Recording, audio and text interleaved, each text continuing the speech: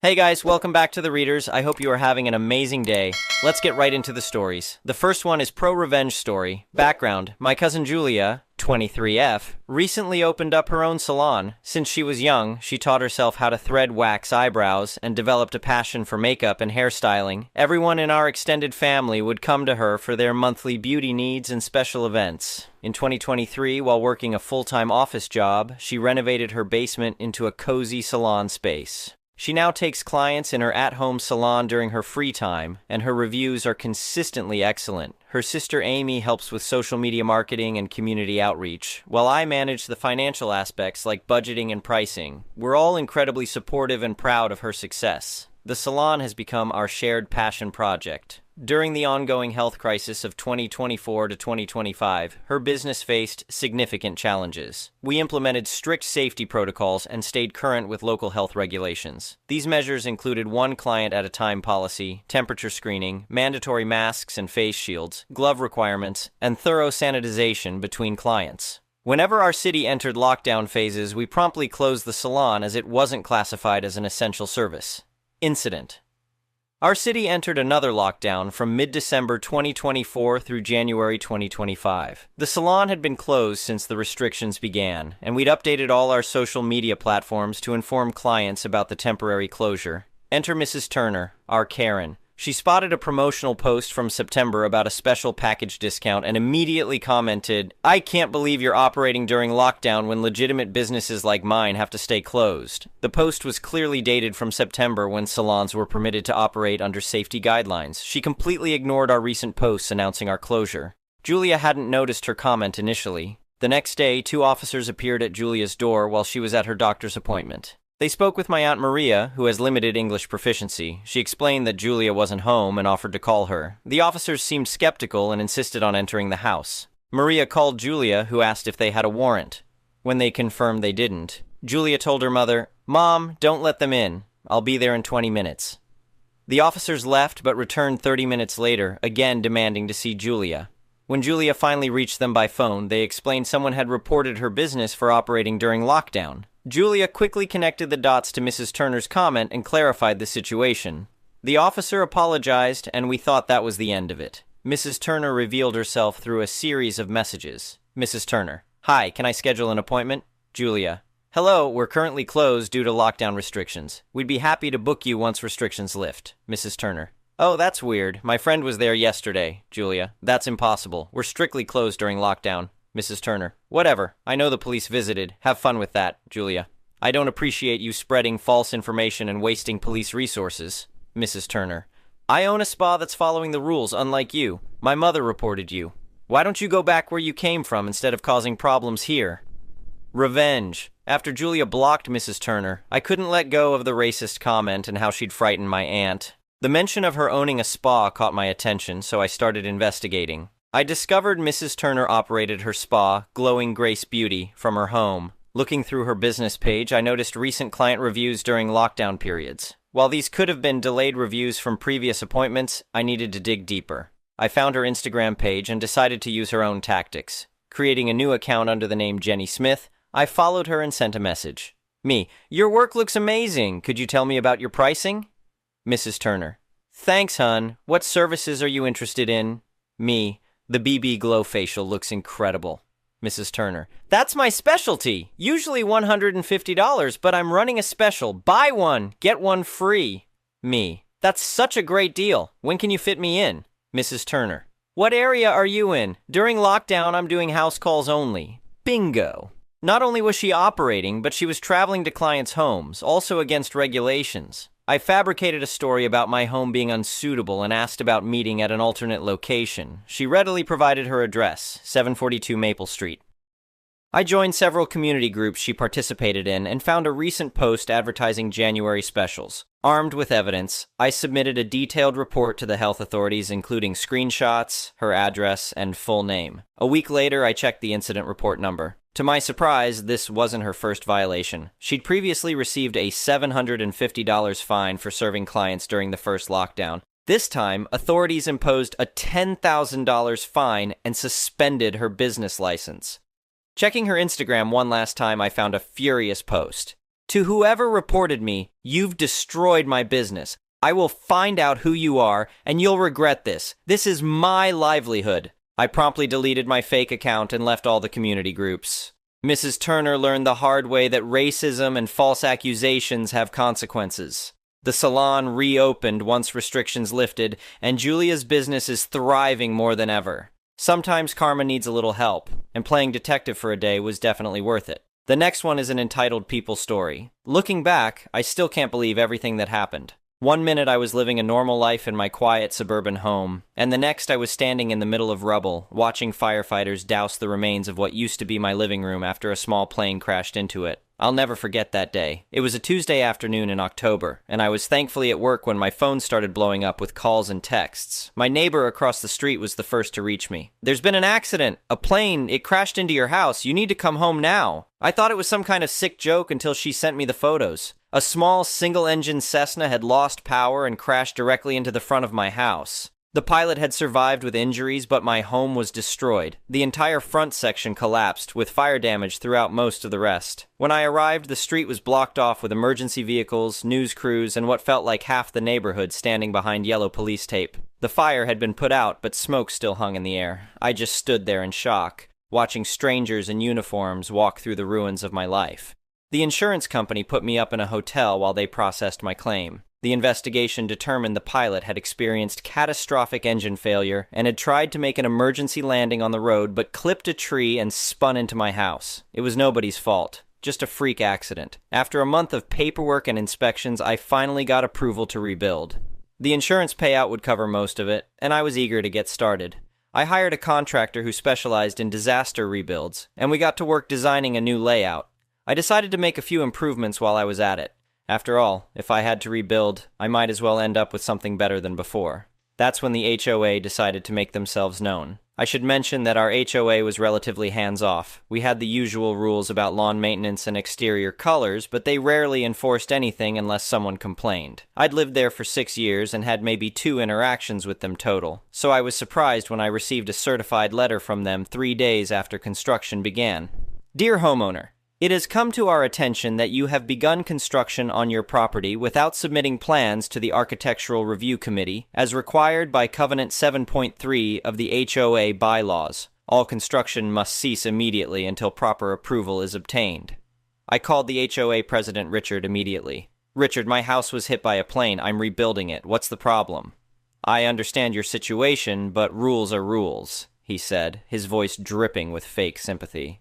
"You need to submit your plans to the committee, pay the $250 review fee, and wait for approval before continuing."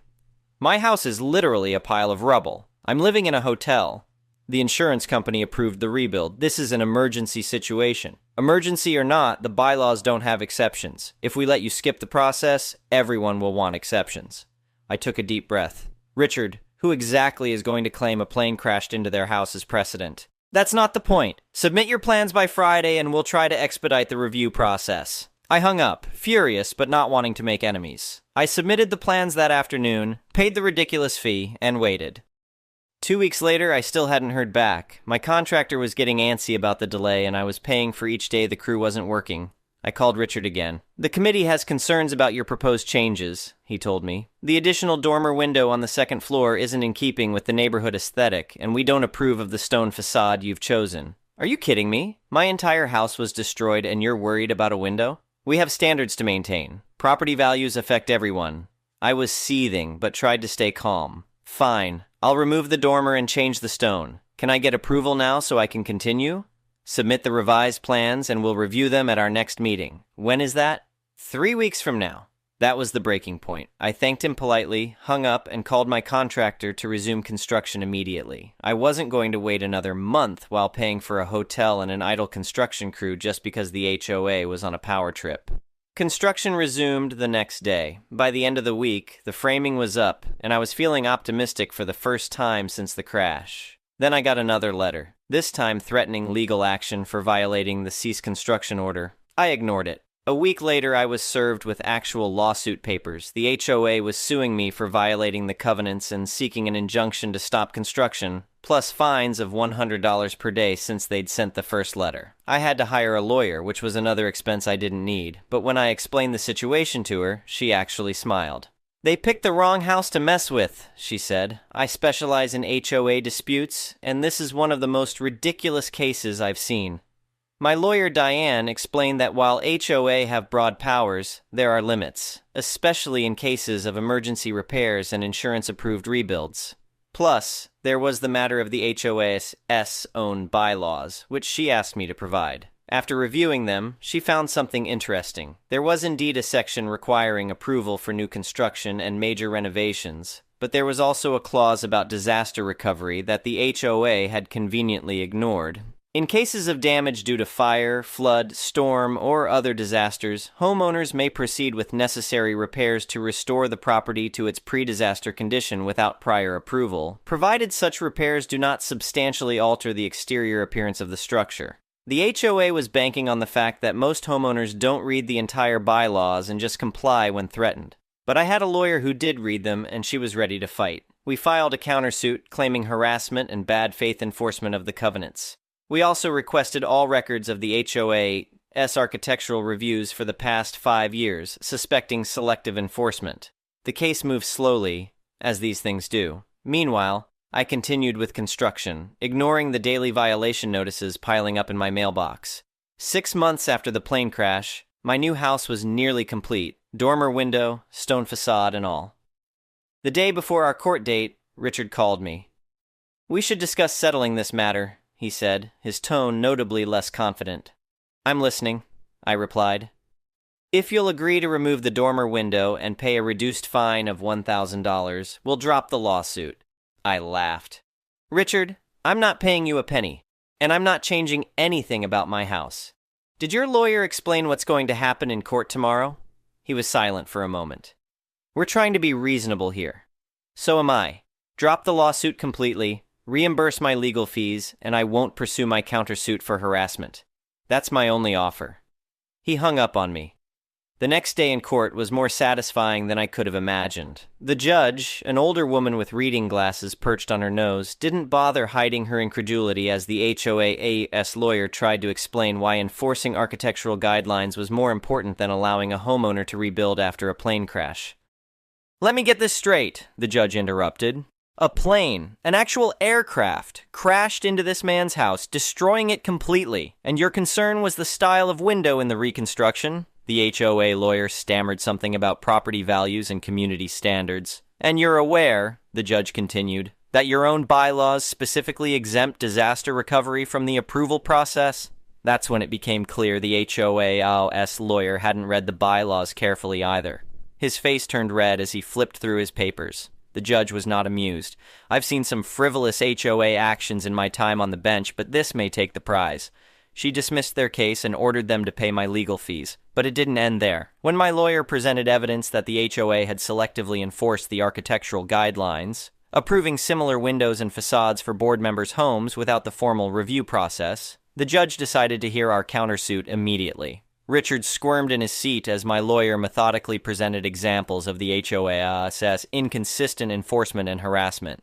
By the end, the judge ruled in our favor, finding that the HOA had acted in bad faith. The final judgment, the HOA had to pay my legal fees, around $15,000, acknowledge in writing that my house complied with all covenants, and issue a formal apology to be included in the next neighborhood newsletter. Additionally, the judge ordered the HOA board to attend a course on proper HOA governance and fair enforcement of covenants. As we left the courthouse, Richard approached me with a tense smile. "No hard feelings, I hope," he said, extending his hand. I didn't shake it. "The next board election is in 2 months. I'll be running for president. I suggest you don't." He didn't run, and neither did most of the existing board. I didn't end up becoming president. I nominated my neighbor who had helped me throughout the ordeal, but I did join the Architectural Review Committee. My first motion was to simplify the approval process and create clear, fair guidelines that everyone could understand. My house was finally completed a year after the crash. The dormer window lets in beautiful morning light and the stone facade looks fantastic. Every time I pull into my driveway, I feel a sense of pride, not just for the house itself, but for standing up to bullies who thought they could take advantage of someone in a desperate situation. And the best part? When my next-door neighbor decided to add a similar dormer window to her house, the Architectural Review Committee approved it in less than a week. No drama, no fuss, just reasonable people making reasonable decisions. Sometimes it takes a disaster to bring about positive change. In my case, it took a plane crash, a power-hungry HOA, and a courtroom showdown. But in the end, our whole neighborhood is better for it. The next one is a malicious compliance story. A little bit of background. Due to horrible teachers and my easily intimidated personality, I developed the fear of making mistakes since I was getting yelled at constantly for making some. Now, my body tried to avoid school and the stress that comes with it by developing the habit of vomiting to prove my mother I was sick so I could stay home. Problem was, my body tries it a lot when I get stressed out. Now I can suppress that habit to a certain degree if I focus on my breathing and close my eyes. But sooner or later I have to leave the stress-causing situation or I vomit. Now a little bit of German background since I don't know if this concept exists in other countries. We call it Zeitarbeit and Google translated it to temporarily employment, but long story short, it just means that you don't apply at the company you want to work for, you apply for the Zeitarbeit company, ZC, who then find jobs for you. You go to the ZC, give any important information they need to find you a job you don't totally hate, and if they find something, they call you and you have an interview with the new company you may work for. Then, if you agree to work there, you are a temporarily employee for 6 months. After the 6 months, they either let you go if the company believes it doesn't work out, or you get hired and now have a full job. In theory, that sounds awesome. In practicality, the companies spare money if they let go of the temporarily employee and circle to new ones, so your chance of staying is barely non-existing. Not to mention, in the 6 months, they don't need a reason to let you go, other than to say it doesn't work out. Now to the story. The first 2 jobs I got through ZC. I try hard to impress them, doing overtime, work more outside my job description, always being on time and never be sick. I ignored my mental problems and drowned them at home to endure everything. However, I wouldn't be here if I got hired. This story takes place in 2018, my 4th job, a factory where I have to pack and sort stuff.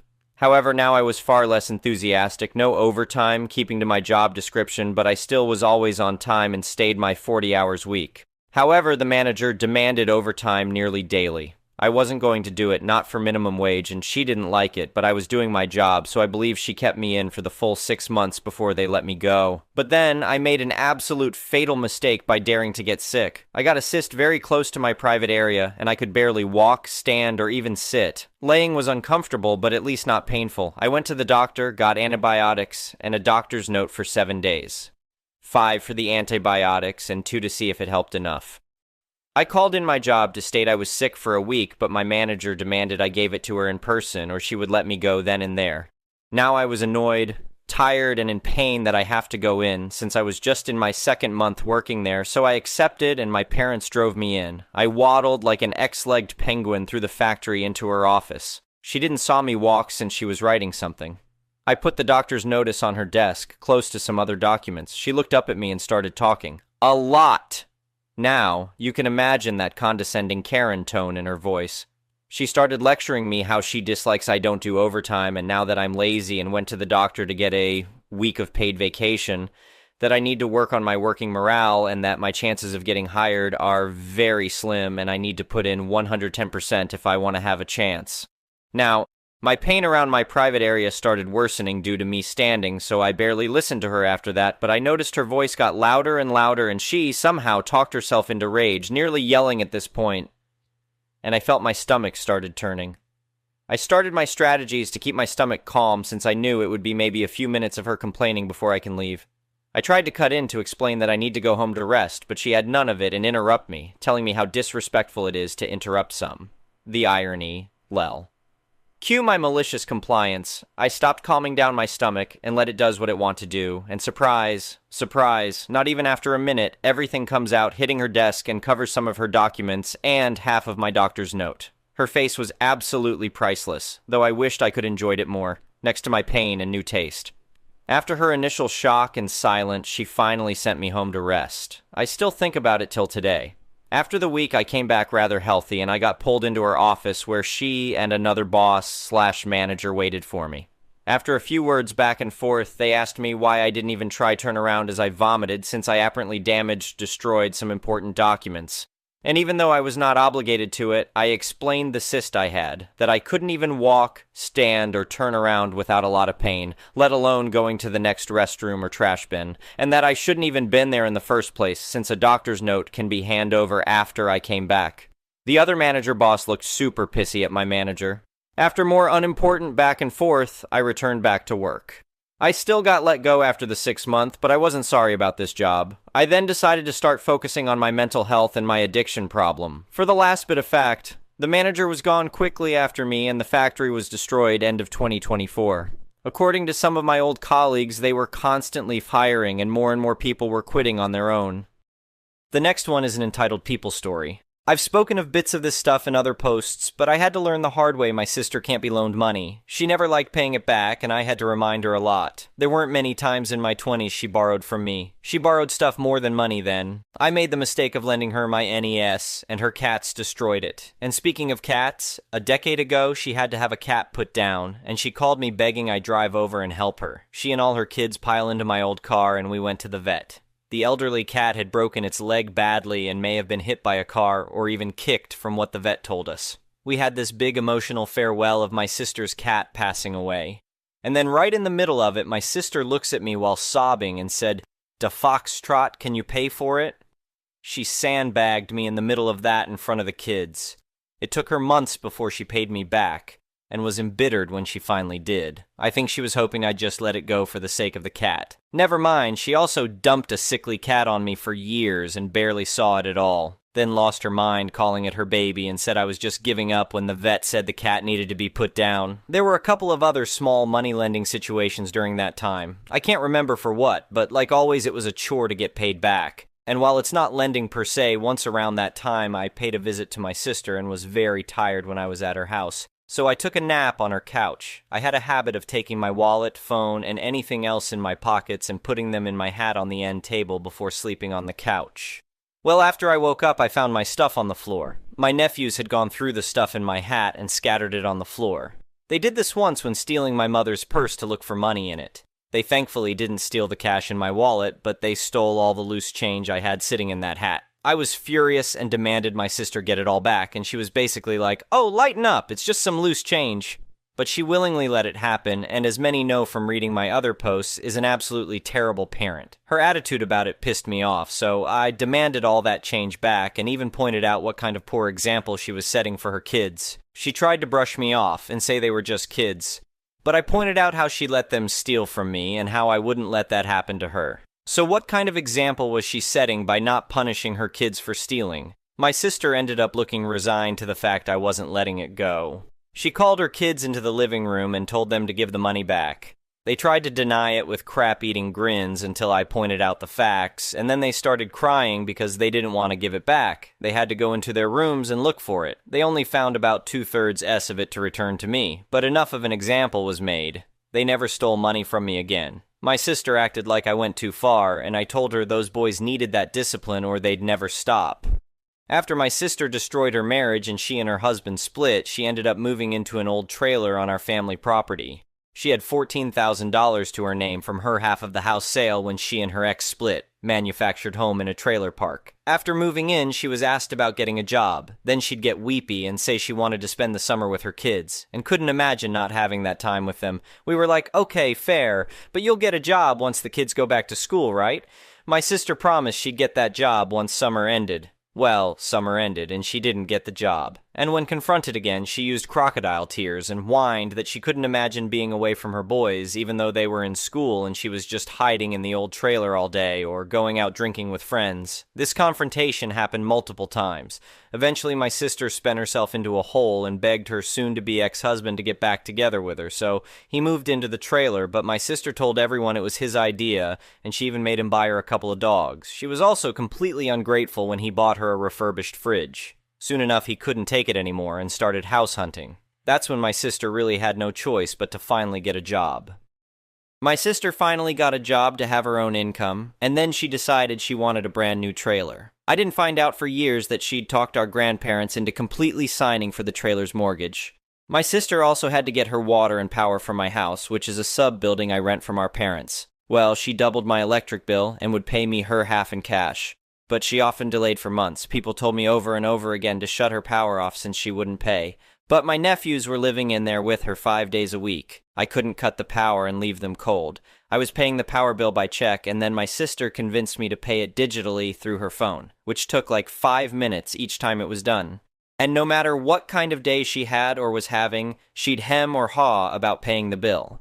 It was out of my damn account, and I had to force her to get on her phone and do it almost every time. And then there was the money she owed me. In winter, she drove my bill up to over $500 a month. I'm on a fixed income, and that was basically half what I got a month back then. And she wasn't paying her half. So I started keeping a record on paper of how much she owed. She really didn't like finding out about that. Once I confronted my sister over how she kept going out to bars with friends and spending so much on booze and other things when she owed me hundreds of dollars. She looked me dead in the eye and said, "I'm not changing my life for your sake."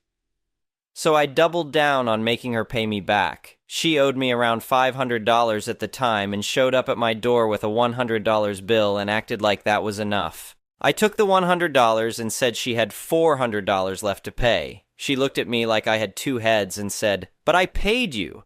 And I said, "You made a payment. You didn't pay at all." She gave me that look like it didn't mentally compute and repeated, "But I paid you." And I had to tell her $100 is not $500. You still owe the rest. She frowned and walked off. I knew what she was doing. She was trying to shortchange me and make me call it even.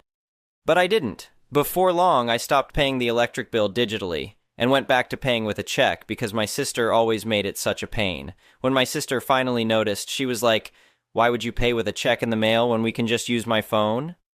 And I told her to her face that it's because she acted so dramatic every time it was time to pay and made it a complete hassle just to do it every month when it took so little time. She couldn't even retort, just looked away with a bitter face. She asked me the same thing one more time on another day, and I gave her the same reply. At this point, I think it was more about control than the money. My sister wanted me dependent on her. She went through a bad phase of trying to mom me after moving into the new trailer, and I had to tell her off for it. But she was also constantly trying to get me to pick her over our mother. Our last confrontation made it clear that was not going to happen. My sister eventually paid her debts to me off, but she racked them right back up again. Around this time, she had a terrible boyfriend that only made her worse. She wasn't paying her half of the power bill at all and just kept stalling whenever asked. Our mother got involved and had it out with her. She went down there and yelled at her that I'm on a fixed income and she was draining me financially. Soon I got a forced apology and a promise for repayment. She and her boyfriend paid me a few hundred and that helped get me through the holidays, but the debt was racked right back up again. My sister owed me a lot and then asked for a loan of $100 twice on top of it. She gave me that classic line drug addicts use, "You know I'm good to pay you back." She freaking wasn't. She was spending most of her money on drugs and booze. She didn't even buy winter clothes for her children. I had to buy them after my youngest nephew came to me in a t-shirt and shorts in 39 degrees. And not counting the $200 I spent on those clothes, and another $120 I gave her out of pity later, she owed me $800 and still does. That's money I'll probably never see again, but I'm not gonna forget it, that's for sure. The last time I saw my sister, we got in a shouting match. And among the things I yelled at her, I brought up the $800 she owes me. She made a shocked face that tells me she totally forgot, and then she quickly yelled about something else. It's not like she'll ever willingly pay it back. I've got no proof to take her to small claims court with either. Not that she has the money. She keeps moving to someplace else like every 6 months because she doesn't have a stable income. The thing that got my sister evicted from the family property was Thanksgiving 2023. We went out for Chinese food because no one wanted to cook, and my sister went to go gamble in the room with all those machines in the back by the bar. She spent most of the dinner back there and then came back bragging about how she'd won $130, and then dropped the money on the table in front of us with a big smile on her face. Never mind, she owed us all money. Me $800 and our parents and grandparents thousands. She made 2 payments to our grandparents after being evicted, and none of us have seen a dime from her since. That Thanksgiving at my sister smugly returned to the table, she started blatantly ignoring most of us. I tried to talk to her repeatedly, and our stepfather finally called her out. It resulted in a big scene, and my sister took her kids and stormed out. Our mother trailed after to try and calm her down, but my sister spit venom at her. Our mother finally hit her breaking point and told her she could get the hell off her property. She drew up a written eviction later. My sister left us with her trailer mortgage since her name wasn't on it and basically just walked away to go do drugs with her next boyfriend. Anyway,